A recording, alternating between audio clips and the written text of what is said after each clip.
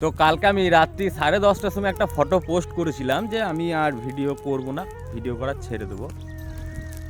মানে ভালো লাগছে না, বিরক্ত লাগছে, ঘুরছি ফিরছি, মানে আর বিরক্ত লাগছে, ওই জন্য আমি পোস্টটা করেছিলাম। তো পোস্ট করার পরে মানে আমার ভিডিও দেখে আমার ভালো মানুষ বা আমাকে সাপোর্ট করে তারা প্রচুর, তারা কিছু কমেন্ট করেছে। সেই কমেন্টগুলো আমি একে একে তুলে ধরছি, কমেন্টগুলো বলছি। ফার্স্ট কমেন্ট এসছে আমার অমিত কুমার মণ্ডল।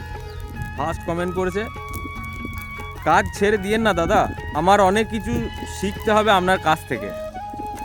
তো কাজ ছাড়ছি না, ঠিক আছে, কাজ করে যাব। আর সবাইকে এভাবেই আমি হেল্প করব। আমার কাছ থেকে কেউ যদি মনে করে থাকো যে আমাকে যদি কেউ যোগ্য মনে করো, তাহলে আমার কাছ থেকে হেল্প নিতে পারো, অসুবিধার কোনো কারণ নেই। আর একজন সেকেন্ড কমেন্ট করেছে শুক্লা চক্রবর্তী, আমাদের এখানকারই মেয়ে, খুব ভালো মেয়ে এবং আমাদের দিদি সম্পর্কে দিদি হয়। ও লিখেছে, কেন ছেড়ে দেবে, আজকে তোমার যা নাম, তোমার কাজের জন্যই কর্ম করে যাও, ঠিক সফল হবে। মানে আমার কাজের জন্য নাম হয়েছে সেটা লিখেছে, খুব ভালো লাগলো বেশ। আর একজন লিখেছে দেবযানী চক্রবর্তী লিখেছে, কাজ ছেড়ে দিয়েন না দাদা, আপনার ভিডিওগুলো দেখতে আমার খুব ভালো লাগে। তো আমার ভিডিও দেখার জন্য আপনাকে অসংখ্য ধন্যবাদ, ঠিক আছে। আমি কাজ ছাড়ছি না, আপনাদের এই এত ভালোবাসা পেয়েছি আপনাদের কাছ থেকে, এরপর আর মনে হচ্ছে না যে কাজ ছেড়ে দিই এই ভালোবাসা পাওয়ার পরে। আর একজন কমেন্ট করেছে, আর এক দিদিভাই কমেন্ট করেছে তুফানি দান। ওই দিদি লিখেছে কমেন্টে, তোমার ভিডিওর জন্য আমরা অনেক ভালো ভালো জায়গা বা ঠাকুর স্থান দেখতে পাই ঘরে বসে, তাহলে আমাদের কি হবে বলো তো।